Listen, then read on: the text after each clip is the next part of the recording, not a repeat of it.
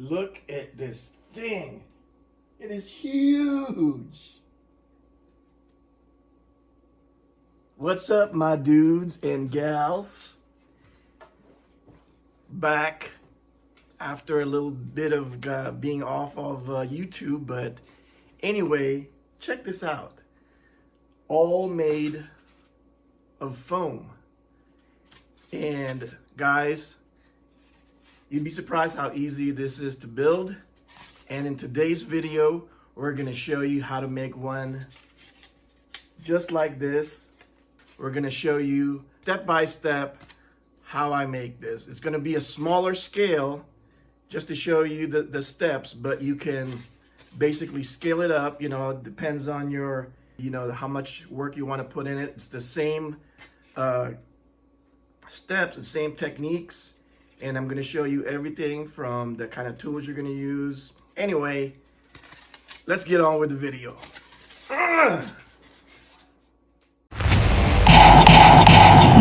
Sog. All right, so for the material, this is the foam that I use here.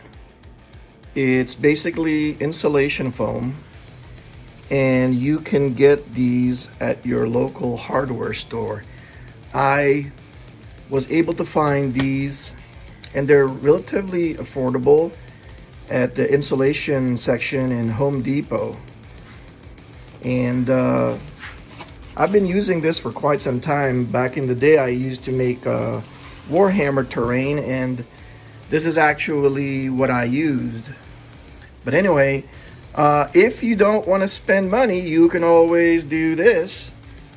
This is basically all the stuff I've collected through God knows how long. It's just like stuff you find in, when you buy electronics or, IKEA furniture or, things like that. And you can use this. Now, the only thing with this is, you have to, glue and butt up pieces together, like if you want to make wider pieces. But if you're just gonna make like small diorama pieces like the one I'm about to show you, then stuff like this is fine. Now, I have to say that sometimes the foam density you're gonna get is gonna be varying. Like this is a little softer, and sometimes you'll have them like it's really hard. And in this case, like with this type of foam, it's pretty consistent for me. It's pretty hard surface, which is ideal for what I'd like to use. Because sometimes, I might find myself putting things like vehicles on my diorama pieces, and as you know, like for example, the RC Scarab that I have, that's pretty heavy, and that could, put a dent on the pieces. Anyway, we'll move on to the tools that we're gonna need. So for tools and materials, this is what we're gonna be using. We're gonna try to go through it as quick as we can because this is probably gonna be a long video. Anyway, your main tool is a foam cutter. From Amazon, I suggest getting the ones with multiple cutters in them, because you will burn through at least one of these if you want to build something as big as that. It comes with one temperature regulator and multiple cutters. Get them on eBay or Amazon, and they're not that expensive. Second is your respirators. You guys, a lot of you crafters probably already have one of these in your garage. Definitely use them. You do not want to breathe that smoke. It stinks. If you decide to do it in your house, your wife will probably kick your ass. Anyway, another, this is optional. This is if you're going to decide to flock the terrain using railroad hobby flocking. Other than that, make sure you have a clean vacuum cleaner receptacle, because you will want to reuse the flocking, or otherwise, unless you have a very large disposable income, you're going to be going through a lot of flocking. For paint, it's nothing but good old-fashioned latex paint. You can color match it to your favorite model colors. Like if you use, acrylic paints, like model hobby paints, you can always have them color match the color for you. In this case, this is one of those reject paints from the hardware store. I got it for really cheap. Look out for those. I was just really lucky that they had this graveyard earth color, and it worked out. If you need to custom have it mixed, or have it custom mixed, try to get flat interior paint, because when it's shiny, kind of gives it that plasticky toy look, which is okay if that's what you're after. Craft paint, the cheap kind you can get at Walmart or craft stores. This is black. You're gonna need this for the wash, to make a wash with. Make sure it's water-based. And for glue, I use two types. You can use the ones that works best for you, but for me and on this project, I've been using wood glue for the longest time. It's worked for me, so I'm sticking with it. Also, to make life easier, get yourself a ketchup dispenser. We can get these at the dollar store. They're very, very inexpensive. You can get them in a pack of 2 or 4. Elmer's glue, the white glue. I water these down because it says on the package no run, and you want it to be able to run a little bit. So Elmer's glue. And brushes. Simple brushes, cheap ones is fine. Try not to use the foam ones, because you need the bristles to get into the small nooks and crannies. And cheap dollar store brushes. You can get this by the bushel, really cheap. They're disposable. If you forget to rinse them off and it goes hard, just get a new one. And another essential material is toothpicks. I use this as nails and to hold foam pieces together, so they're indispensable for this project. And you never know, so if you have popsicle sticks laying around, definitely get them out, because you never know if you need to mix something. Like I said, I mixed water with this glue just to get a little runnier. The white glue is for the flocking. And speaking of which, this is just model railroad flocking, and I did my own mix. So what you'd have to do is get like varying colors, super light green to dark forest green, and a little bit of dirt color flocking, and just mix them together to get that varying color, much nicer looking. And you need a ruler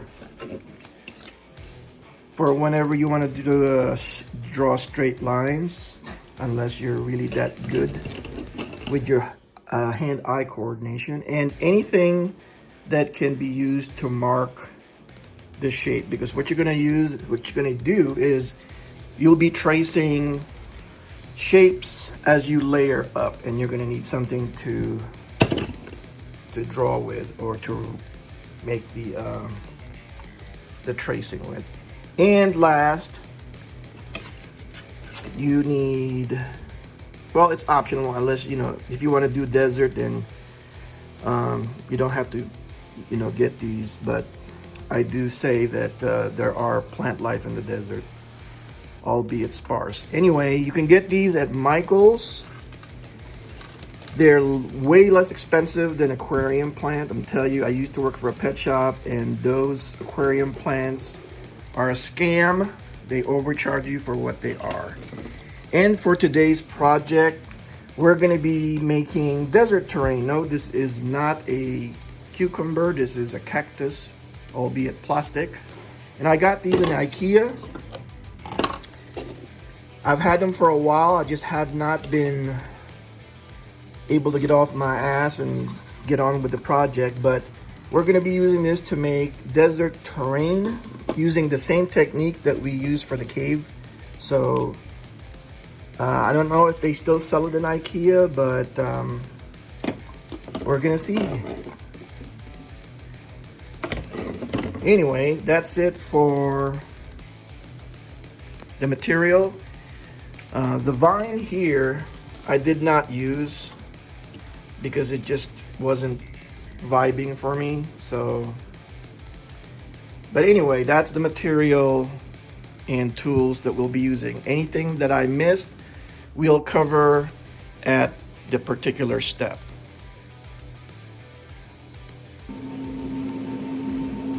All right, guys, so we're gonna start. Now for this build, we're actually gonna use scrap pieces of the foam from the cave build.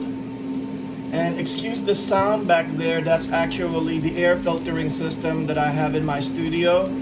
So that filters out all of the smoke and the smell that comes out of the cutting the foam.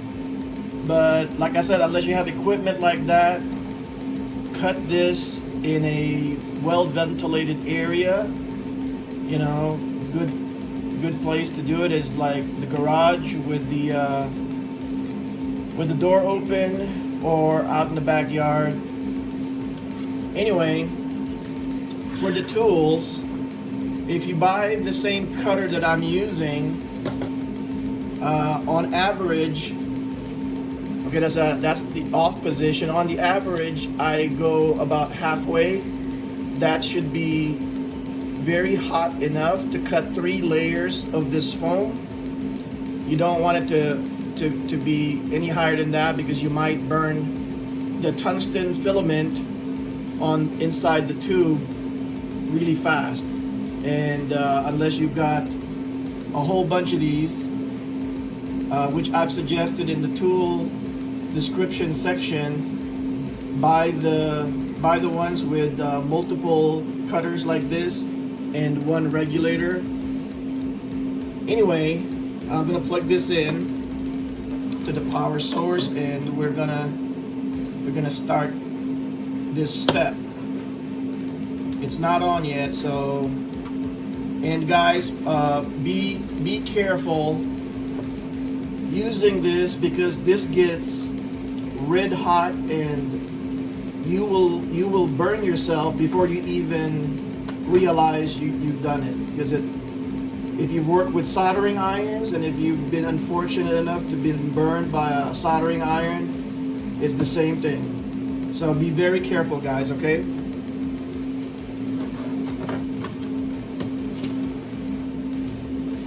Anyway, despite the fact that I have a air filtering system in my studio, I still suggest that you use a respirator. So the first step we're going to do is we're going to trace the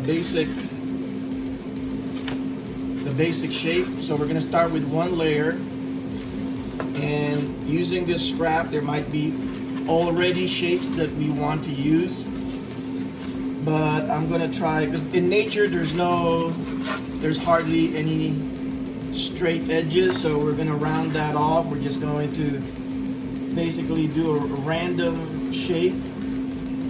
Just consult photographs and natures and the kind of shapes that they have. So there's that.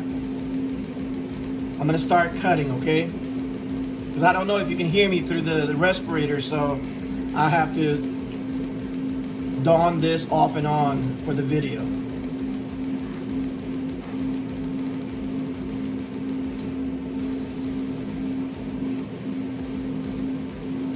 Okay, I don't know if you can still hear me, but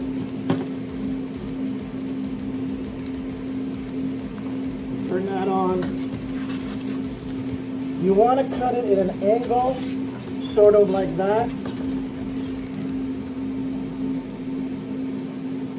And kind of change it up a little bit,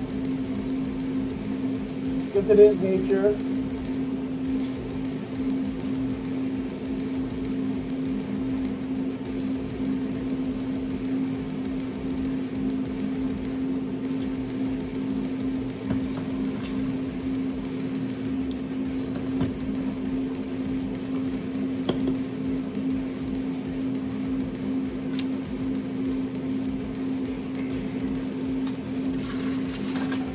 As you can see, that thing can cut it really fast. And you want sort of a beveled edge like that. That kind of helps you already establish the base, right? Now, for the second layer, you might not want to have it like the same shape. You kind of wanted the varying shape. So what you want to do is let's see. You want to line up your shape here, turn it upside down, and then trace the last shape that you cut. Okay, you just basically want to trace that.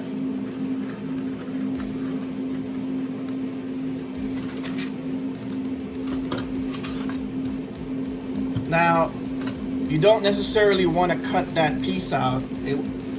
Only thing you're doing is it's a reference on what your last shape is on the base. Okay? So, in case you want to keep that edge, but you want like a step, you then mark this upper layer with your other random shape. So I'm just drawing another shape there. All right. So there's going to be two parts I'm going to cut. That part right there, because I want to keep that, and then this. Okay. So here we go. I know I'm not wearing my mask, but I do have a filter. So this is just for the video, guys. So, you know, do as I say, not as I do.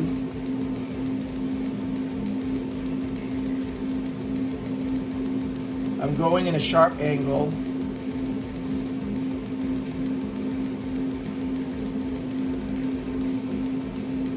Try to imagine the shape that you're cutting as you're cutting it. So you see that bevel there? And then I'm gonna cut this, the bottom one. So since the bottom bevel is like that, you have to make that consistent, okay? So your bevel should be in the same direction, and that's inward. All right? And I'm going to show you why that is.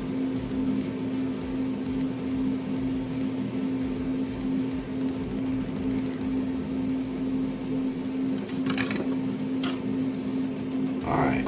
Always turn off your heat, the regulator, the temperature knob. Always turn that off when you're not using it. Another thing too.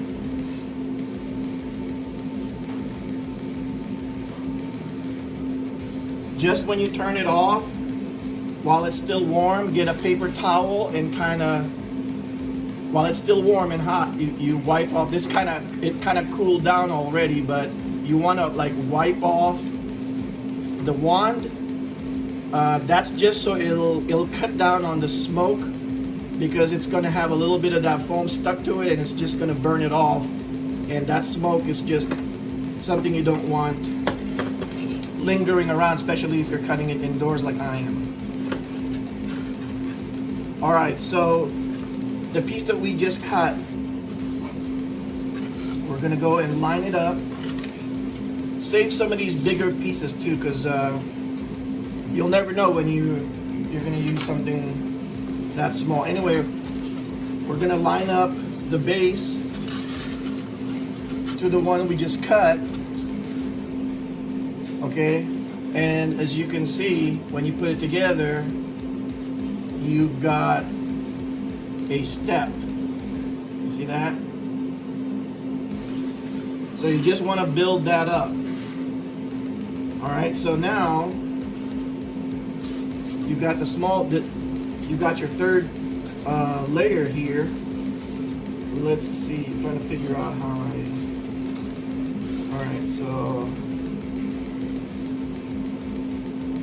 alright, so that's how that one. It's probably easier if this isn't a scrap because you'll be starting off with a square or a rectangular shape.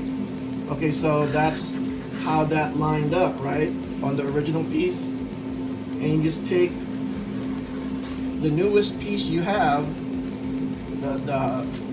the upper layer, and you kind of repeat it. Okay, so here you trace at the bottom, you do that again.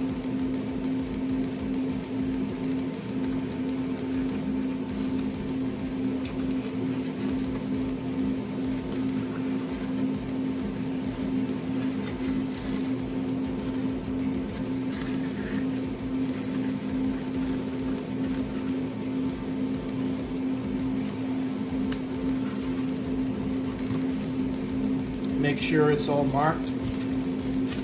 And now you have a new cutting guide, or a line that's going to guide you to where you want to cut it. And like I said, if you want to copy that line just higher up, you can just cut it straight up. But if you want the layer to vary a little bit, then what you do is you pick the spots where you want the variation to occur and just kind of randomly mark that. All right, in this case, maybe I want to cut here. Make your shapes natural, so you round off any sharp edges and cut that. So here we go.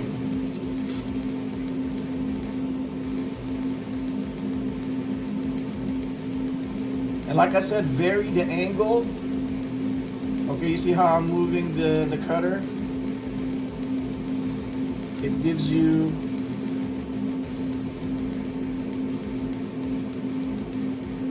like very interesting, and if you have to, you know, stop, then do that. It's all going to be good because it's nature, and nature is random.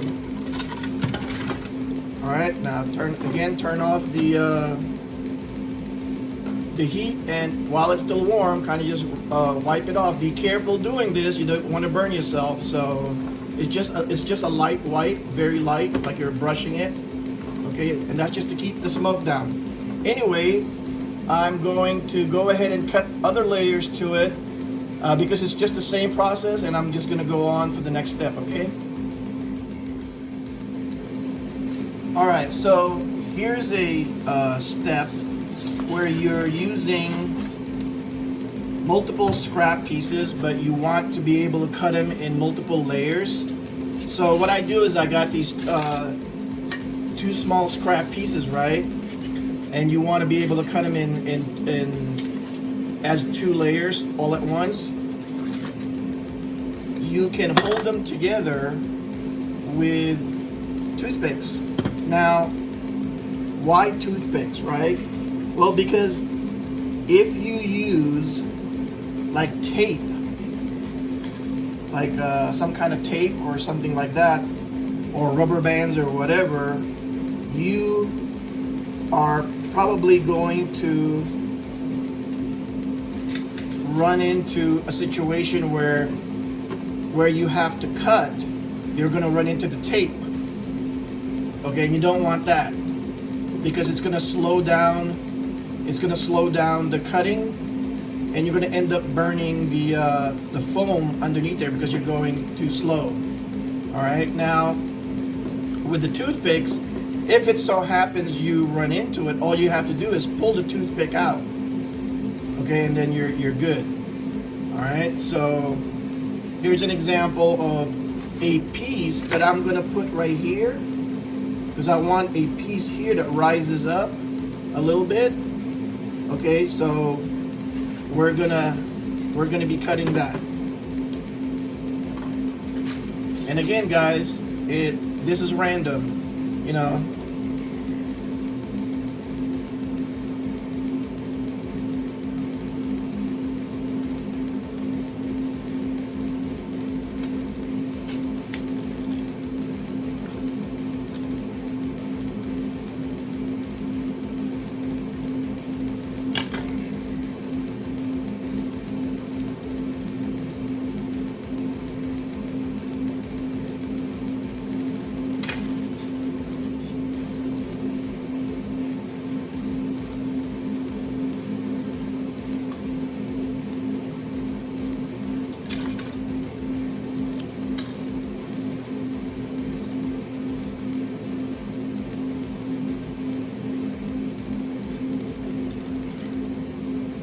All right, let's see that. Okay, that's a little too big still. So we'll keep on cutting.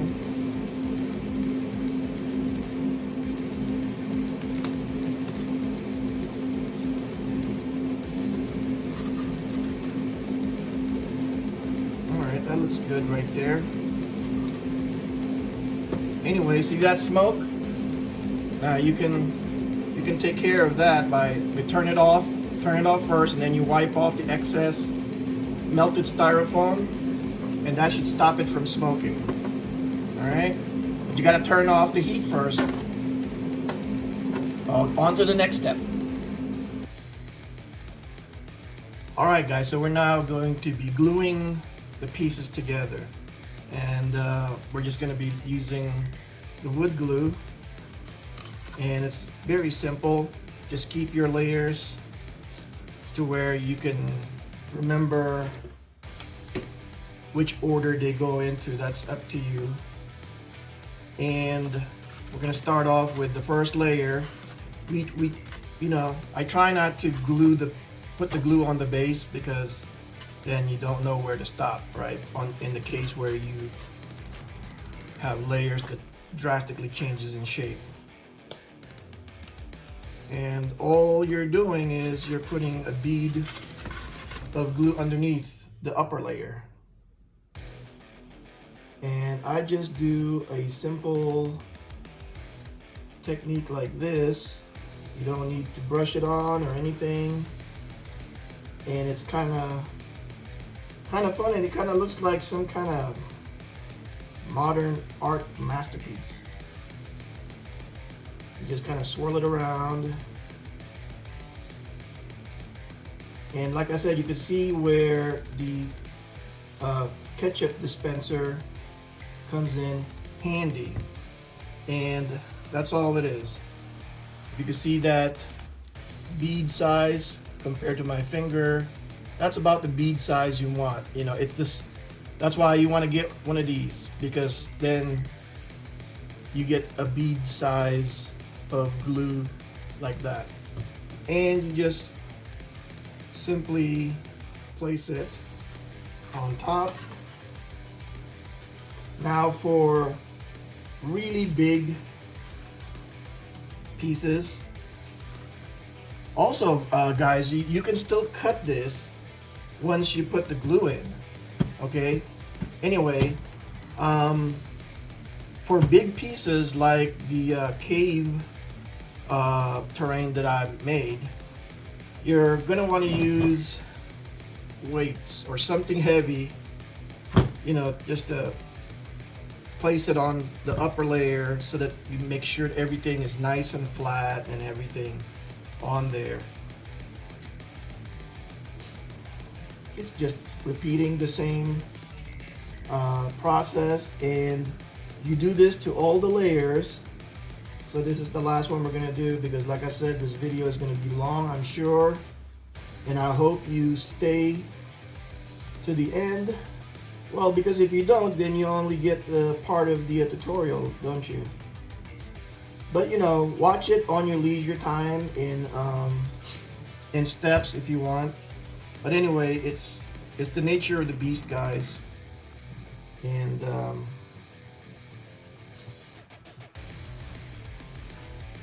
it is what it is. Alright, just press it down real good, make sure it's flat. And you know, we'll go on to the next step.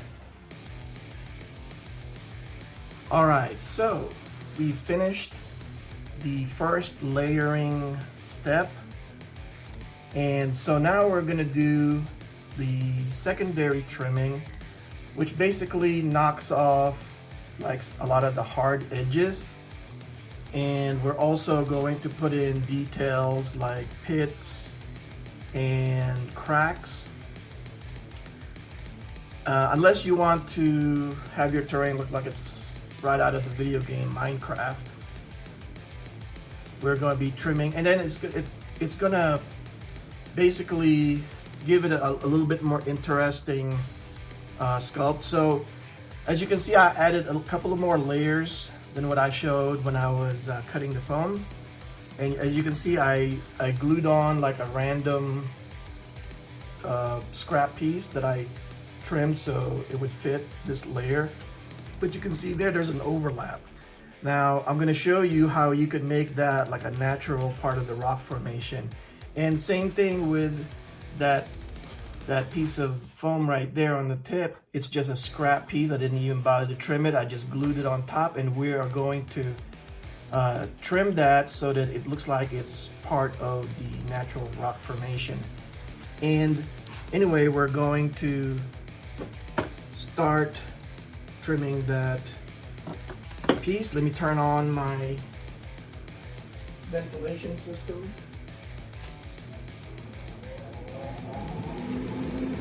That vent system, by the way, guys, is really good. It moves air, a lot of air, very quickly out of the room because it's got a big giant twin fans in it that just sucks the air out of the room. Anyway, here we go. I'm going to show you what we mean. I hope you'll be able to see it. So we're talking about that edge right there. Let's see if we can do this on the camera. Basically trimming that so that it's more a part of the terrain.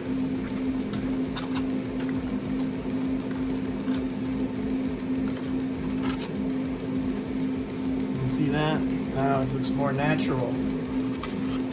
Okay, so now we're just gonna do like the general trimming. As you can see, I'm trying to hit any edges that are really prominent and hard.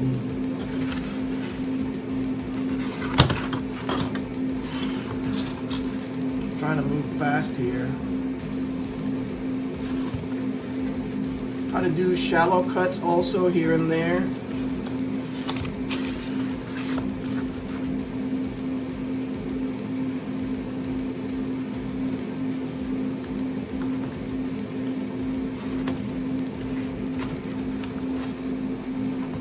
Again, guys, be careful when using this tool. It is very hot, and I don't want you guys to get hurt.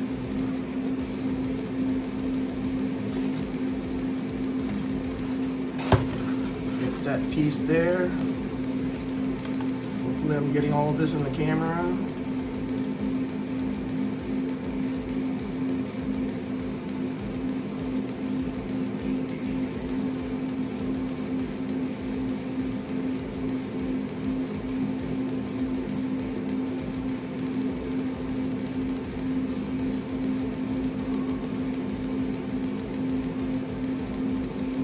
You see, sometimes it slips, which is okay because it just makes it part of the terrain.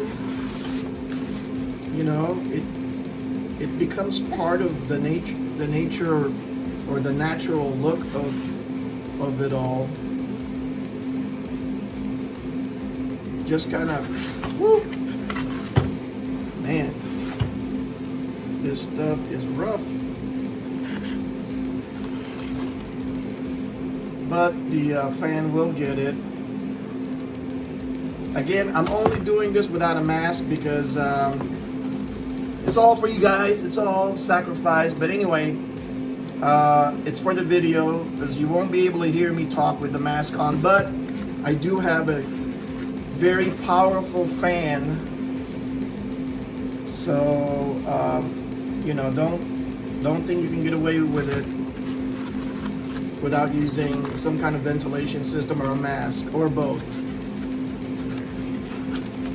Anyway, you can see that it's starting to look really natural and random.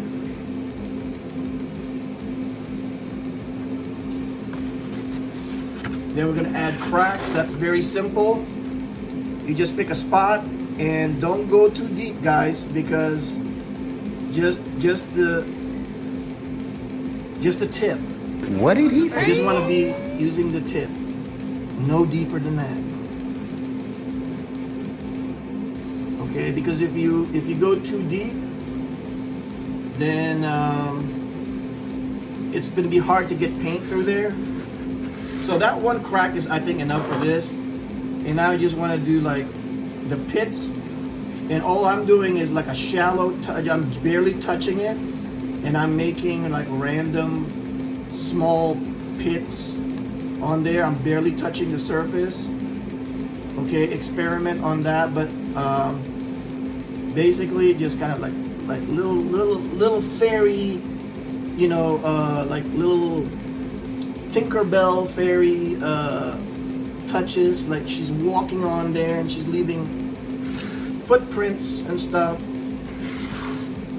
you know, just right randomly. Don't go too crazy, because it's gonna look like this thing's been hit by machine gun fire, you know. So here and there is enough, and I think we've reached our quota for pitting, and we will turn the sucker off.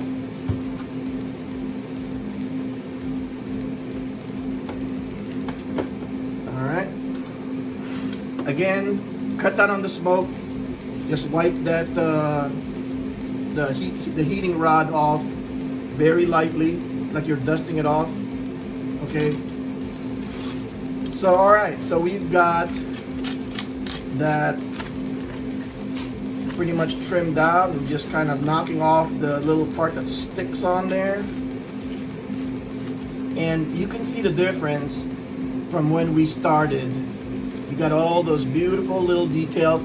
Now I left this part relatively flat because that's where we're gonna put our cactus.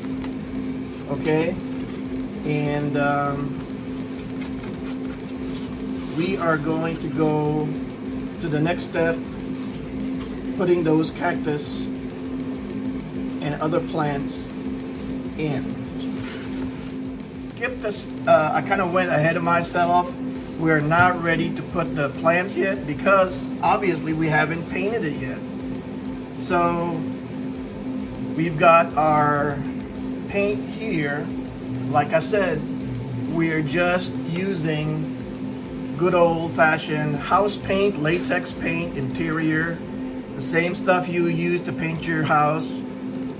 And it's a great, inexpensive way to get a lot of paint for stuff like this.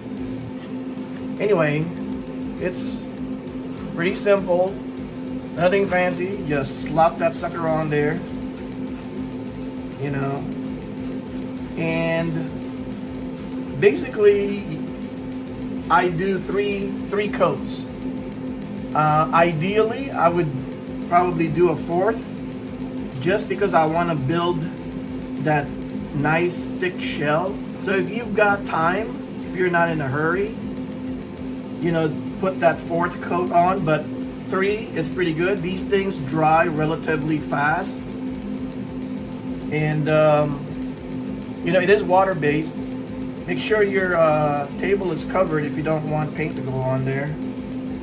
But yeah, so just kind of mash the brush into the crevices. That's why you want a cheap brush. You don't want your good brush to get smashed in there.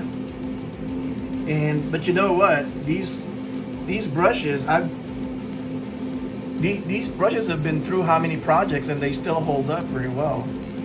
So for a cheap brush, you get a lot of mileage out of it.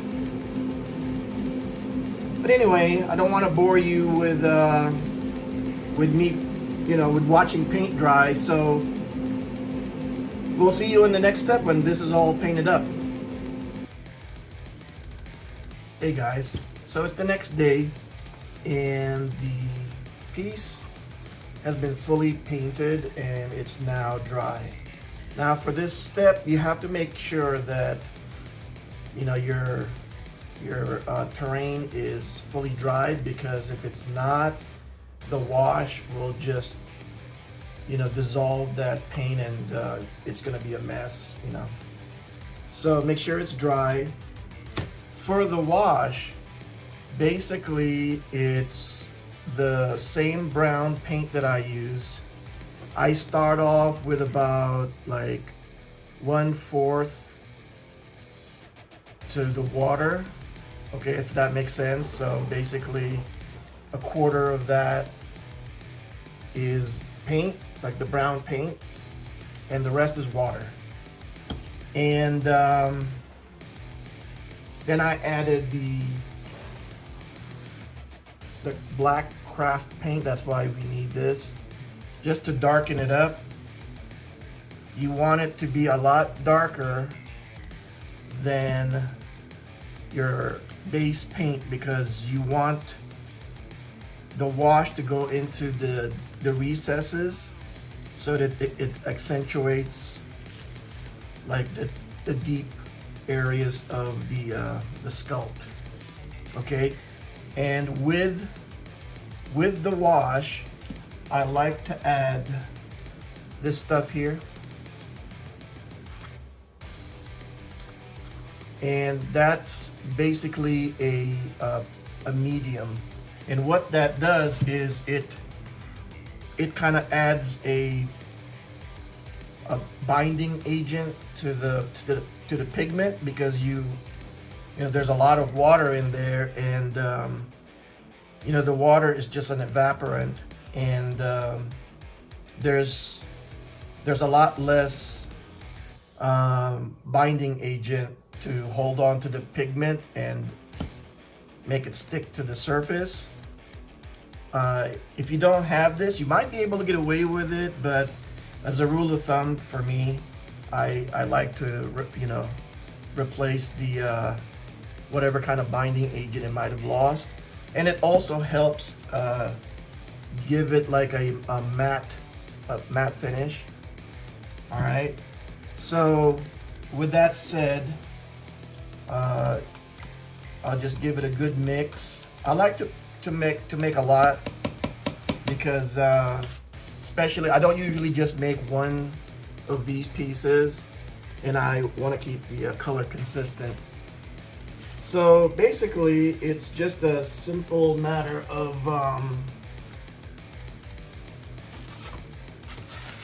slopping it on there. There's no really right or wrong way to do this, but you do have to prevent like the wash from like drying in one area. But with this piece here and the size brush we have, that shouldn't be too much of a problem. Yeah, this step should be relatively fast,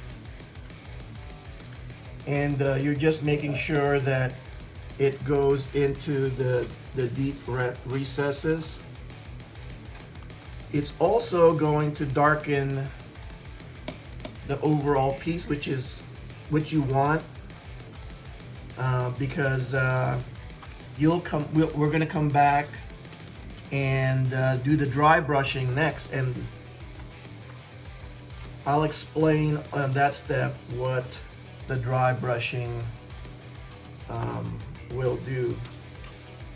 In the meantime, just make sure not to let it pool too much in one area. So kind of like let the excess stuff kind of drip down, and then just continue spreading the wash. Ideally, you want to be able to do this in one go. One coat or one treatment should be enough. And I don't know if you can see that, but it's just going in, it's just accentuating the just the deep parts. So that's what you want. If it's not dark enough, you can always add paint, or if it's too thick, you can add more water. Okay, so this stuff here, it's not very difficult. My kids has been doing this since they were 8 years old, when they made their own terrain for their Warhammer army. My son Robbie, he likes orcs, and my Michael, he likes to play Space Wolves. So and they kick my ass because they they can memorize all those stats and stuff. Not like me. I'm not very good with stats and numbers and stuff. Well,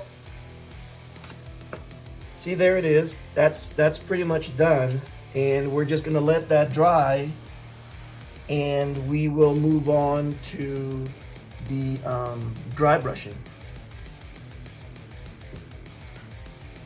Well, it's dry, and the wash should look something like that when it's completely dry.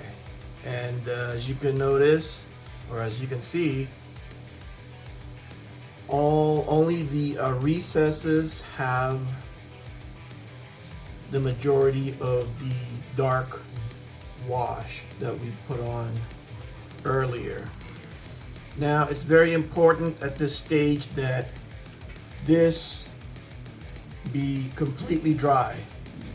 All right, so you know, really, this is a fast way to make terrain, and the only thing really that takes a long time is the drying part, waiting for paints to dry, washes to dry, and stuff like that.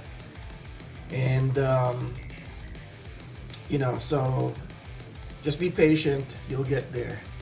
Now for the dry brushing, this is one of those steps where you're using a technique that requires a little bit of like subtlety or practice. But you know, with a little practice, you should be an expert at this. It's really simple. It's just like what the name says, is dry brushing. And what you're doing basically is getting some paint on your brush and wiping off most of it. Okay, so you're basically loading up the brush, getting the paint mashed into the bristles, but you're getting rid of most of the paint. Okay, take a paper towel, and you want to wipe off the excess until you're getting something like that. Okay, now this is considered a loaded brush. So when you start, go very, very light. Okay, for those first timers, you might want to make a spare, or like a kind of like a throwaway piece that you painted up to this point. You know, make it a big chunky piece, both, you know, with texture, you know, under and on top. That way you can practice your wash, you know, whether your wash is too thick, too thin, too dark, too light, and most of all for the dry brushing part. Okay, and like I said, the object is you're just trying to hit the high points of the rock features, and as you can see there, it's starting to do it already. All right, so, and what you also want to do is go against the grain. Okay, and then so once you start to get a feel of what the brush is doing, you can start to go a little faster.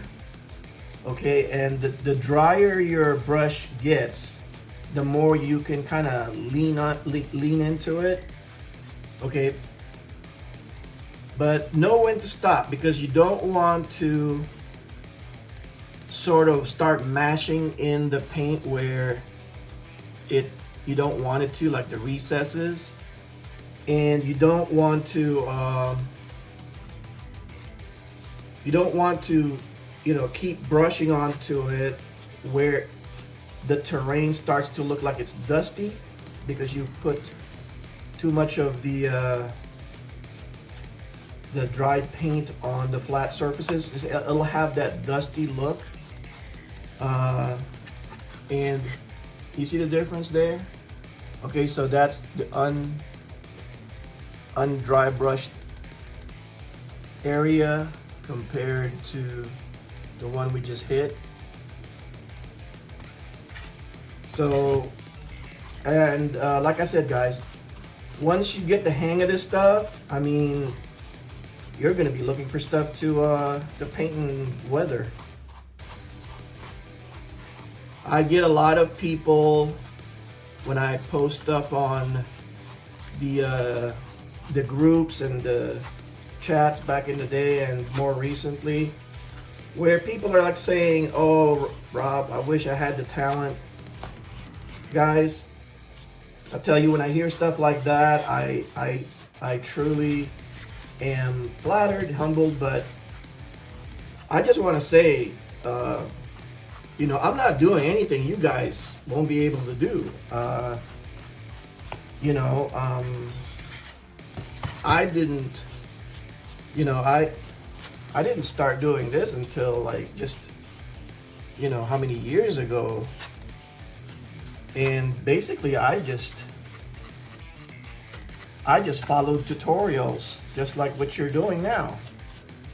And you know, don't, every time you get that "I can't do it" in your head, let me tell you, that's exactly what's going to happen. You won't be able to. So whenever you see something you want to be able to do and stuff, don't say things like, "Oh, I could never do that."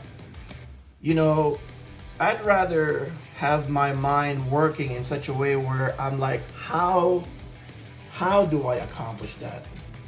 You know, I read this book by this, I forgot his name, but he wrote the book Rich Dad, Poor Dad. And he said that don't say, "I can't afford something." Say, "How can I afford something?" Well, that's kind of like the same thing with the stuff I do. My mind is wired where I don't think like I could never do that, but more, how can I do that? What will it take for me to be able to do that? So that's how you know, that's how I've been, and it's served me well in life. You know, because growing up, I didn't have much money, so a lot of the stuff for my GI Joes, I had to make that myself. You know, so in essence, really, I've been making stuff for my GI Joe since I was a kid. You know, because in the Philippines, you know, there's no Toys R Us there where you can just, you know, buy stuff off the shelf. And even if we did, you know, my dad wasn't exactly the most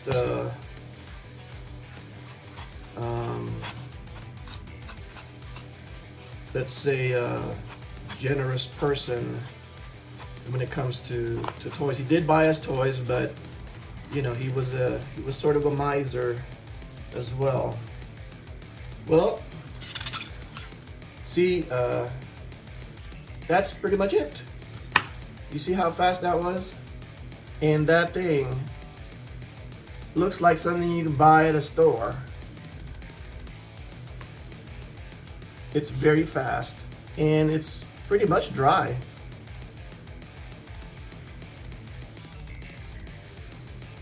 So the next step will be adding the green flocking and foliage. So I'll see you guys on the next step. All right, so we are ready to put some flocking on this sucker. Now, one thing I forgot to mention during the dry brushing phase, basically I used the same brown that I used for the base color, and I just added a bit of eggshell white color that I had laying around to lighten it up. And basically, you know, it's up to you guys how light you want it. Just keep mixing lighter colors, but you do want enough of a contrast, a noticeable contrast, so that you know the high points of the features, you know, does stick out. You can see the difference, right, between the dark browns and the light browns that I used for the dry brush. And in combination with the wash, you get a very three-dimensional effect there. You know, all the details pop out. Okay, so that's how you prepare the dry brush. It's the opposite of the wash, basically. So now for the flocking, basically, you know, it's just model railroad flocking. This is a mix that I did. If you want to do a mix like this, good idea to do is to get a light color, a super dark color, and a contrasting color like a brown. But the brown should be just, you know, an accent color, just to break the monotony up, and you should be good. So where do we put the flocking? The flocking basically is just to simulate, you know, moss or very short grass. You can buy tufts of grass. I use this stuff here.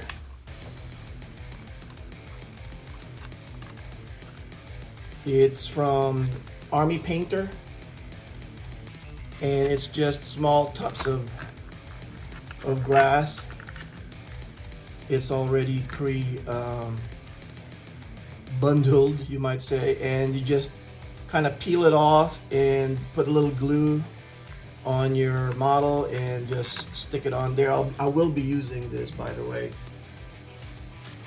So just kind of to vary things up. So basically we're going to be putting stuff like that in crevices, you know, like for instance, like at the base of like rock features. You don't need to put too much, you know. Like I said, have fun with it. Just, you know, I'm just gonna Bob Ross. You know, over and over again I say, we don't make mistakes, we have happy accidents. Tufts of moss, just playing there in the field.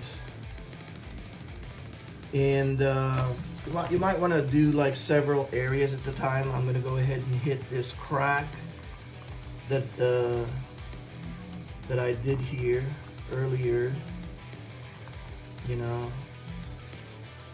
hit like a little bit on the pitted areas, and where you just, you know, depending on your sculpt, just look for areas that you imagine that moss or moisture would collect, and that's where, you know, plants sort of like thrive and stuff like that. And like I said, have fun with it. You know, there's like I think Bob Ross did say something like, you know, in nature there's no mistakes, just happy accidents. Just beat the devil out of it. Putting in the flocking by hand, that's what's great about small pieces like this is, you know, you can do things like this by hand without using a big shaker like this.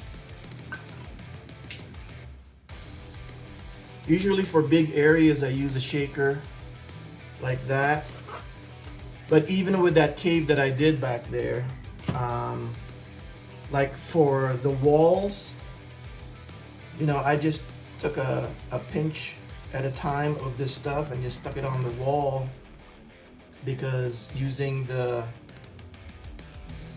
little dispenser there was actually difficult, because, you know, you can't make it go sideways, right? So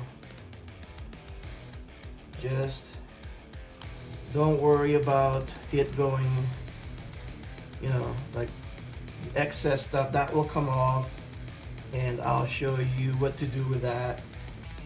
You know, for smaller pieces like this, it's definitely easier to manage stuff. So you did hear me mention that, you know, you might need the use of a small vacuum cleaner, or maybe even a full-size one. Well, with the small one here, you might not have to do that. You can just do what I'm about to do here with the excess.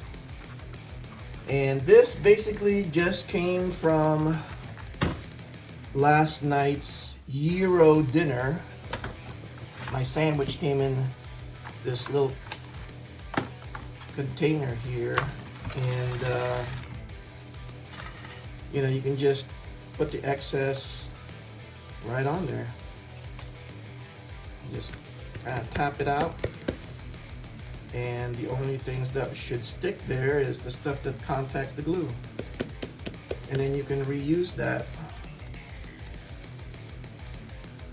Now, I use Elmer's glue because supposedly it dries clear.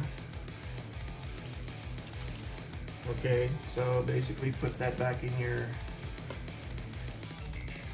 container there, and I can see that, you see, this is the reason why you also want to thin your glue. You see, I don't know if you can see that, but you can still see glue right there. So I'm gonna come back and put a little bit more on there. See, I'm usually not dumping the excess right away like that, but for the sake of the video, I want to be able to move on quick. So here I am doing this work twice. So I guess that's a lesson learned, right? Don't rush things. Or you get the idea. So we're gonna finish the rest off of camera, and we're going to show you what it looks like, or how I put in the foliage. Now, earlier I did say I was gonna use cactus, but I changed my mind, and I'm going to just put the same kind of foliage that I used for the cave. This could easily serve as the interior of the cave, which you'll see later in the video. Anyway, I'll see you on the next step. All right, so we've got the flocking done, but before I start, let me backtrack a little bit. During the assembly part where we layer the foam, one of the things that I forgot to mention is to reinforce or strengthen the layers with toothpicks. Now, I say that because I just, in the video, I just simply glued it on. The layers, I mean, especially this rock piece right here and this. And when I was painting it off camera, this thing came off. And basically that happened because I didn't reinforce it. Like, remember I told you the toothpicks I use as nails. So basically what you would have to do, to prevent that is to, stick toothpicks through the layers to strengthen it, to prevent it from coming off. Especially if you just kind of want to rock on with it and just kind of get it, get the steps done faster. You can do that within reason. Like I said, you need to get certain steps out of the way. But another thing too that I use are these bamboo skewers, for when you do kebabs and stuff. And that's been cut, but it's usually very pointy in the end. And I use that for really particularly tall structures where there's a lot of layers, and I just kind of drive it through. And being bamboo, it's a lot stronger than the toothpicks. So that's another way to strengthen the layers and keep it in place. It's also a great time to do it when you just lay down the glue, because the bamboo and the toothpicks will take glue with it right through the foam, and it will help hold it in place. Because sometimes what I do is I poke a hole, I stick the skewers or the toothpicks through the foam, pull it back out, fill it with glue, and then stick the foam right back in. It's really solid that way if you want to take your time and do that. But anyway, I thought I'd mention it real quick before we move on. But like I was saying, the flocking has been finished, and as you can see there, just think about where moss would grow. It doesn't necessarily have to be, at the bottom. Sometimes they will grow in nooks and crannies like that. You can put as little or as much as you want, depending on the look you're trying to go after. I think this is a good medium to go for. But anyway, we're going to go ahead and start with the final step, which is to attach plants like this. And that's up to you. You can skip this altogether if you just want a plain rock, kind of look. But you wanted me to show you how I did the cave, so we're going to add the plants. The way we are going to attach the plant is simply getting a tool, something like this, something sharp, and then we're going to just poke a hole in the structure there, and we are going to fill it with glue. We're going to put glue in it. All right, let's try that again.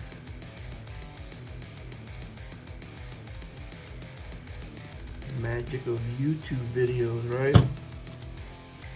All right, then we're going to, I also kind of, when you buy these things, they're kind of just plain straight, so kind of bend them in a way so it kind of looks more natural.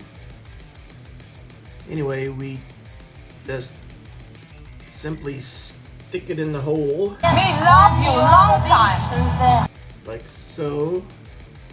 And if there's any excess glue, just get some more of that flocking and just kind of cover the exposed glue like so. And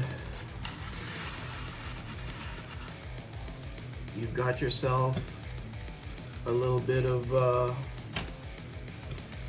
plant life there. I like this because it literally does make it come alive, you know. It's you know, but it's up to you guys, like I said, to put as much or as little. You know, it's your world. You create it how you like it. Anyway, this has been a fun project. I hope you guys were able to find it useful. Like I said, it's the same steps that I used for the big cave, and it's just, you're just doing more of it, that's all. But I figured instead of showing you how I built that massive cave structure, I thought I'd show you, like, you know, the steps, so you can learn slowly, you know, baby steps, right? And work up to something like that cave. And like I said, guys, you know, it's not difficult, as you can see, and I hope you agree that it's not difficult at all. And difficult is it's all in your head. I truly believe that it's all in your head. I didn't come out of Zeus's hands fully formed. I learned everything that I know how to do. I taught myself. Nobody had to teach me. A lot of this stuff I learned by trial and error. But anyway, there it is. And the next final shot will be this with the cave. So again, guys, thank you if you've stuck with me this far. Thank you. I know it's a long video, probably over an hour, and I hope it was useful for you guys. And if you like stuff like this, let me know. I'll probably do different styles of terrain. I can also show you how I did my buildings. As a matter of fact, I might have to be making more buildings coming up because of the next movie I will be doing after Demon's Eye wraps up. Speaking of which, you will probably see these in the next Demon's Eye video, as well as other adventure videos. Anyway, guys, thanks for watching. I'll see you on the next video. Robert for Max Sug Adventure International, out.